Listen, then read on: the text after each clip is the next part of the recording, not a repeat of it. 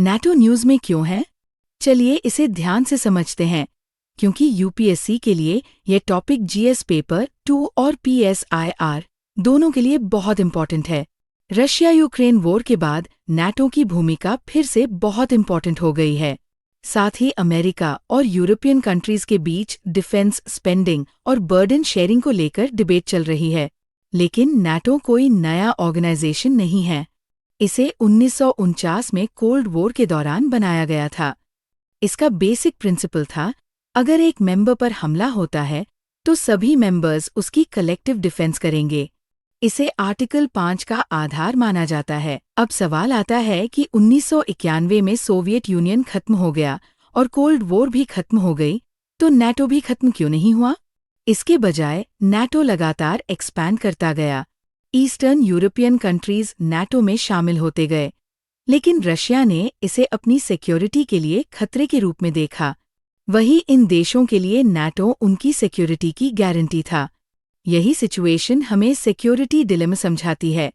एक देश अपनी सिक्योरिटी बढ़ाने के लिए जो कदम उठाता है, वही दूसरे देश को थ्रेट लग सकता है। आज नाटो के सामने सिर्फ रशिया ही चैलेंज नहीं है। Burden sharing, defence spending, China का rise, Indo Pacific, cyber security, AI, satellites और क्रिटिकल इंफ्रास्ट्रक्चर जैसे मुद्दे भी इम्पोर्टेंट हो गए हैं। 2025 में नाटो मेंबर्स ने 2035 तक डिफेंस और सिक्योरिटी पर जीडीपी का 5% टारगेट रखने की कमिटमेंट की।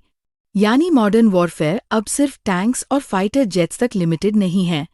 सिक्योरिटी अब टेक्नोलॉजी, साइबर स्पेस और क्रिटिकल इंफ्रास्ट्रक्चर से भी जुड़ गई है, और यही वजह है कि नाटो यूपीएससी के लिए इतना इम्पोर्टेंट है।